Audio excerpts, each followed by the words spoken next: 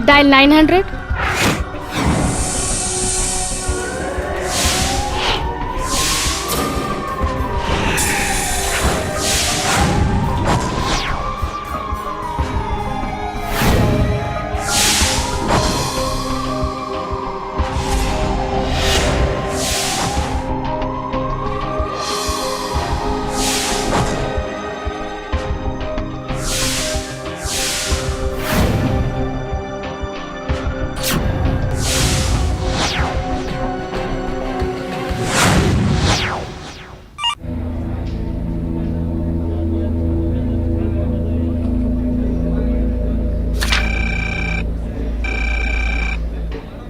Hello officer, ये घटना कब की है?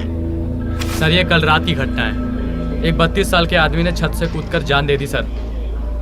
मगर मुझे ये मामला बहुत संदिग्ध लग रहा है सर।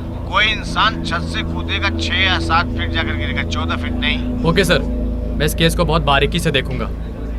ओके सर, जय हिंद। जय हिंद। हवलदार जी साहब। मुझे एक बात समझ में नहीं आ रही। क्या साहब? वही कल रात वाली बात, समीर का सुसाइड केस। उसकी लाश उसके घर की छत से 14 फीट दूर मिली। मेरा तो मानना यह है कि अगर कोई भी आदमी दूसरी मंजिल से कूदेगा तो ज़्यादा से ज़्यादा 6-7 फीट दूर जा सकता है, 14 फीट नहीं। बात तो एकदम सही है साहब। मुझे एक और बात समझ में नहीं आई।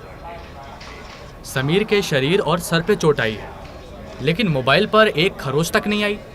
जी साहब, ये तो गौर करने की बात है। ज़रा पोस्टमार्टम रिपोर्ट आ जाए, उसके बाद समीर के पत्नी से बातचीत करते हैं। जी, बातचीत के बाद पूछताछ भी कीजिए। और सुनो, समीर की पत्नी की मोबाइल डिटेल निकलवाओ। जी साहब।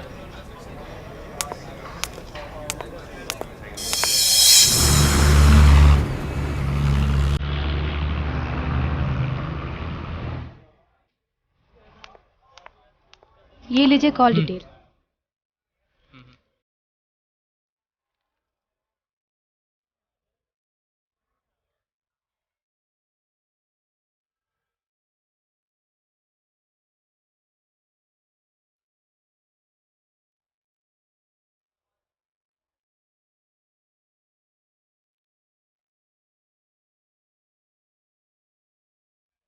क्या हुआ साहब? मोबाइल डिटेल के हिसाब से समीर की पत्नी नीता एक नंबर पर लगातार कई बार बात हो चुकी है। आत्महत्या वाली रात को 1 बजे तक इसी नंबर पे बात हुई है, जबकि नीता के मुताबिक समीर ने लगभग 1 बजे ही छत से कूदकर जान दी है। दाल में जरूर कुछ काला है। मुझे तो पूरी दाल ही काली लग रही है साहब। जरा पता करो ये नंबर किसका है। मैंने निशान लगा दिया है। और हाँ, नीता को पुलिस स्टेशन बुलाओ। जी साहब। हवलदार, तुम भी साथ जाओ। Yes sir.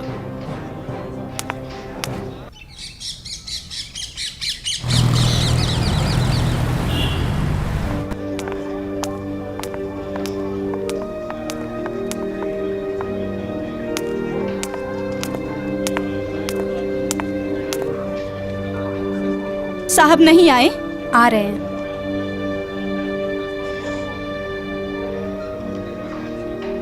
कब तक आएंगे? बैठना तो चुपचाप। हमको जाना है कहीं। साहब आएंगे ना? अरे बैठ जा चुपचाप, आते ही होंगे।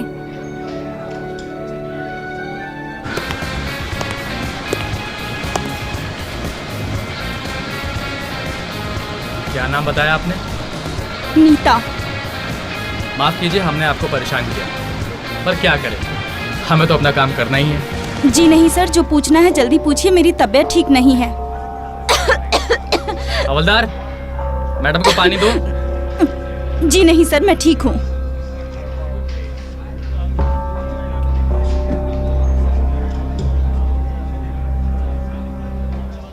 अच्छा ये बताइए, वाशु से आपका क्या रिश्ता है? जी सर। क्या लगता है वाशु आपका? मैंने पूछा वाशु से आपका क्या रिश्ता है? जी वासु। हाँ वाशु। दोस्त है। क्या मैं जान सकता हूँ किस तरीके का दोस्त है? दोस्त तो दोस्त होता है सर। शादी के बाद गैर मर्द से दोस्ती समझती हैं आप? लोगों का क्या है सर, अलग अलग मतलब निकालते रहते हैं। अच्छा, समीर छत से गिर के मर गया? गिरकर नहीं सर, कूदकर। ओके, कूद कर। मगर उसके मोबाइल में एक खरोच तक नहीं आई। ऐसा क्यों? मुझे क्या पता सर। तुम्हें सब पता है। अब तुम और पुलिस को गुमराह नहीं कर सकती। आप कहना क्या चाहते हैं सर? यही कि आपकी लगातार वाशु से बात होती रही है।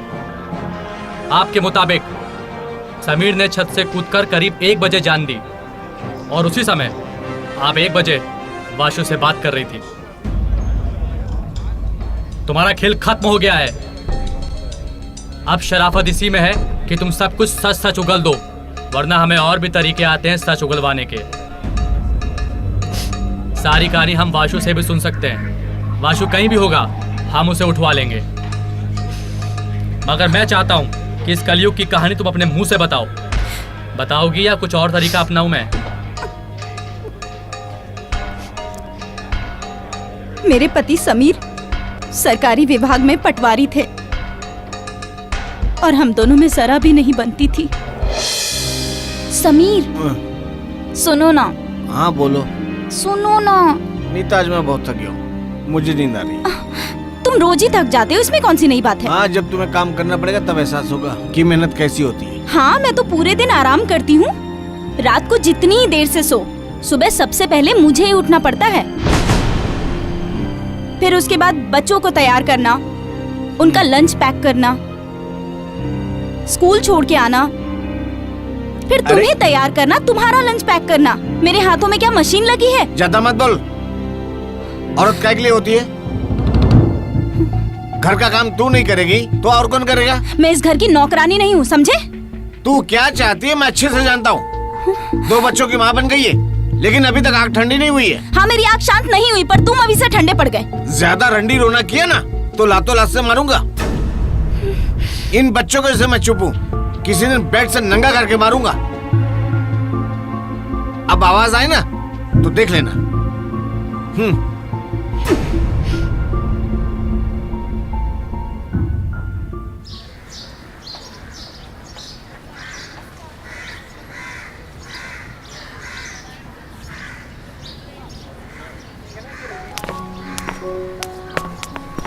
Excuse me.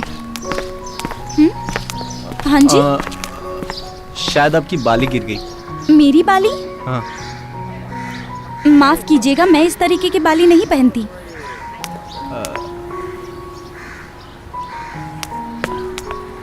आप सच कह रही हैं? आपके झुमके तो आप ही की तरह खूबसूरत हैं। ये आप क्या कर रहे हैं? मैं आपको रोज देखता हूँ। आप बच्चों को स्कूल लेने आती हैं, फिर छोड़ने जाती हैं।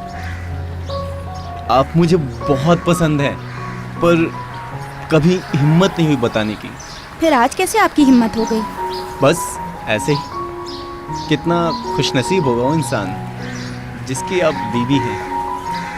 तू क्या चाहती है मैं अच्छे से जानता हूँ। हेलो।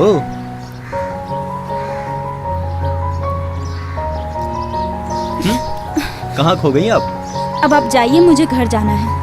ठीक है, लेकिन कल फिर यहीं मैं आपका इंतजार करूंगा। क्यों? क्योंकि मुझे आपसे प्यार हो गया है और मैं आपसे प्यार करना चाहता हूँ। अरे नाम तो बता दीजिए। नीता। मैं वासु।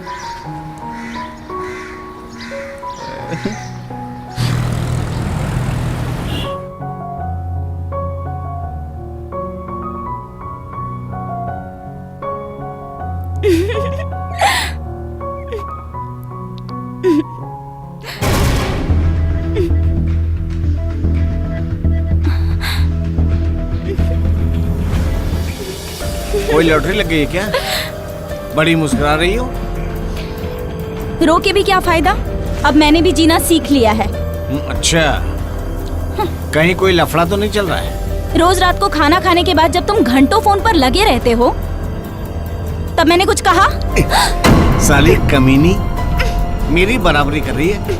अगर कुछ उल्टा सीधा किया ना तो जिंदा काट दूंगा, समझी? न जाने कहाँ फंस गया मैं।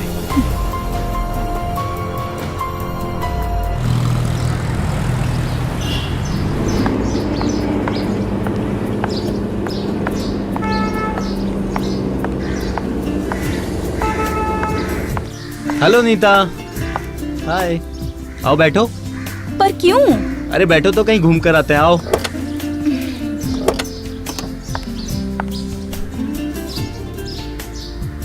लेकिन कहाँ? अरे चलो कहीं घूम कर आते हैं।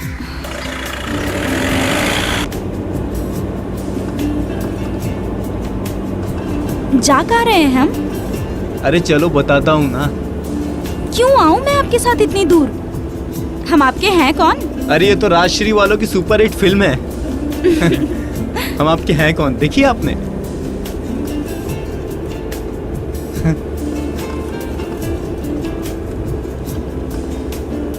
आ जाओ।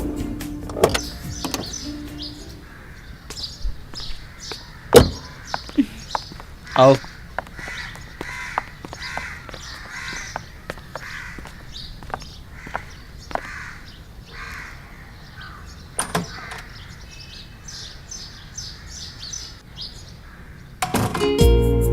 ये किसका घर है? अरे अपना ही समझिए। और दरवाजा क्यों बंद किया है? आपसे प्यार करने के लिए।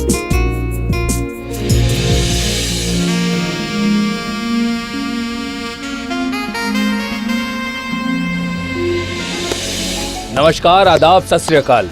मैं हूं मोहित शर्मा और आप देख रहे हैं डायल 900। मैं इसलिए थोड़ी देरी से आपके सामने आया कि मैं चाहता था कहानी आपकी पकड़ में आ जाए। यह सच्ची कहानी सतना के कुलगांवा गांव की है। गीता और समीर की आपस में पटती नहीं थी, जबकि वो दोनों पति पत्नी थे। और इधर नीता की जिंदगी में वासु नाम का एक शख्स आ गया था। इसी का नाम है अवैध संबंध। और ये संबंध नीता और नीता के परिवार को कहां तक लेकर जाता है, आइए देखते हैं डायल 900 में।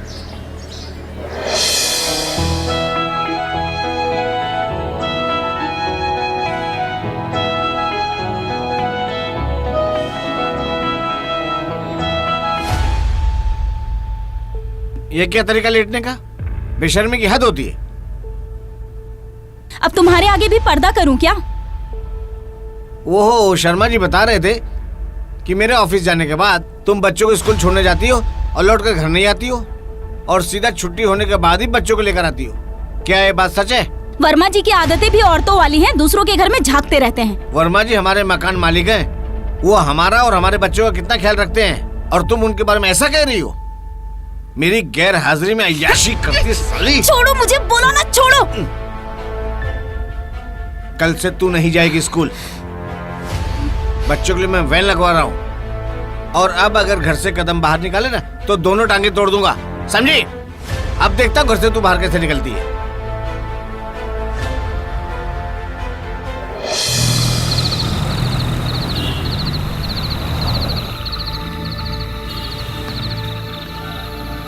आज तुम पूरे 2 हफ्ते बाद मिलने आ रही हो। जाने मन, मैं तुम्हें अपने बाहों में कैद करके रखना चाहता हूँ। मौका ही नहीं मिल रहा था मुझे मिलने का। बहुत मुश्किल से टाइम निकाल के आई हूँ, और अब हमारा मिलना मुश्किल है। क्यों? समीर ने बच्चों की स्कूल वैन लगवा दी है। वो तो शुक्र है आज मैंने उन्हें बड़े साहब से बात करते हुए सुन लिया कि वो आज गांव में वसूली करने जाएंगे। समीर के रहते हुए हमारा मिलना मुश्किल है। तो क्या तुम मुझसे शादी करोगे? ये भी कोई पूछने की बात है? तो खत्म कर दो समीर को, या मुझे भूल जाओ। ठीक है, ठीक है, लेकिन उसे रास्ते से हटाए कैसे? सोचने दो थोड़ा। इसमें सोचना क्या है? मैं तुम्हें रास्ता बताऊंगी। हाँ। बच्चों को समीर के पिता के यहाँ छोड़ आएंगे।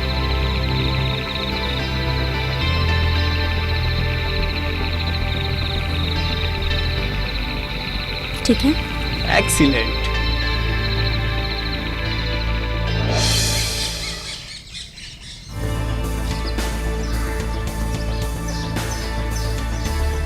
ओए, पॉपकॉर्न ले आइयो। अनीता, बच्चों को समीर के पिता ले गए हैं। रात को अच्छा। ठीक 11 बजे तुम आ जाना, ठीक है। और घर के बाहर आके तुम मुझे मिस कॉल मार देना। ओके, मैंने जो कहा तुम समझ गए ना? चलो ठीक है, मैं फोन रखती हूँ। ठीक है, बाय। बाय।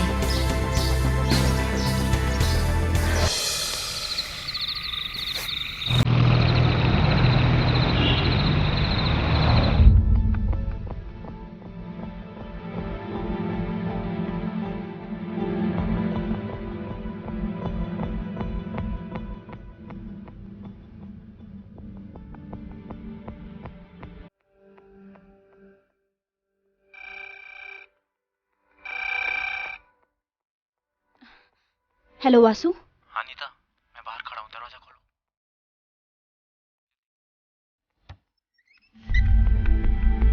अंदर आओ। कहाँ है? हाँ ऊपर। किधर? ऊपर ऊपर। ऊपर?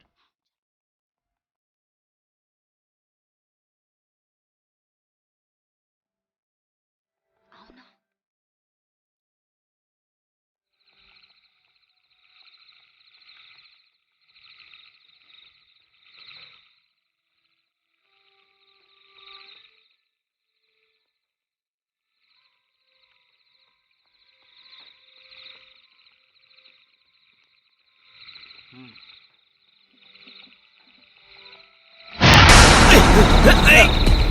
नीता तुम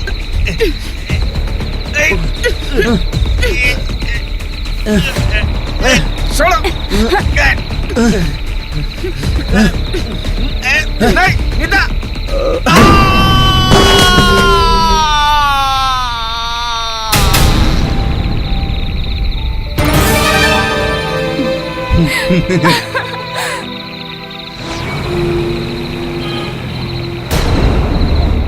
चलो नीचे जल्दी, चल के देखते हैं कि जिंदा है कि मर गया।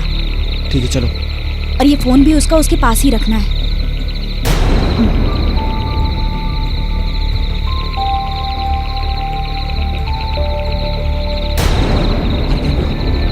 अपना रास्ता साफ हो गया। वासु तुम जाओ यहाँ से, संजय तुम्हें छोड़ देगा। बाकी मैं कल सुबह तुम्हें फोन करती हूँ। जाओ तुम जाओ जाओ, मैं तुम्हें फोन करती हूँ। जाओ।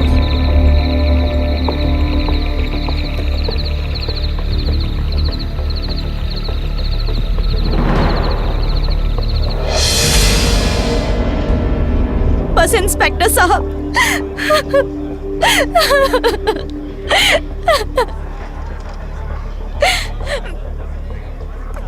अब तुम ना घर की रही ना घाट की। शादी के बाद इश्कबाजी का अंजाम यही होता है। अब काटो उम्र कैद की सजा। जिस हवस के लिए तुमने अपने पति को मरवा दिया, वो हवस सलाखों के पीछे सड़ जाएगी। मुझे कोई दुख नहीं है समीर के मरने का, और ना ही कोई मलाल है। उसके साथ मैं हर रोज ही मर रही थी। वो वाशु का दोस्त कौन था जो उसे अपनी बाइक पे ले गया था? संजय। हवलदार जी मुखबिर को लगा दो। जी। मुझे आज की डेट में वाशु और संजय दोनों यहाँ पर चाहिए। हवलदार इन्हें लॉकअप में डालो। जी साहब। ए चल उठ। फिर एक बार हवस की आग में एक हंसता खेलता परिवार स्वाहा हो गया। नीता को अपने पति के मरने का कोई अफसोस नहीं है। एक सभ्य समाज में नीता जैसी औरत को पत्नी के नाम पे गाली कहा जाता है। अब नीता, वासु और वासु का दोस्त संजय जेल में है। इन सब पर हत्या का मुकदमा चल रहा है। साथ ही साथ पुलिस ने उन पर और भी धाराएं लगाई हैं। गुनहगारों को कड़ी से कड़ी सजा मिलनी चाहिए, यही कहता है भारत का संविधान। डायल 900 में आज बस इतना ही। अगले एपिसोड में फिर मिलेंगे एक और सच्ची कहानी के साथ। तब तक सतर्क रहिए, सावधान रहिए और सेफ रहिए, क्योंकि आप सेफ हैं तो इंडिया सेफ है। जय हिंद, जय भारत।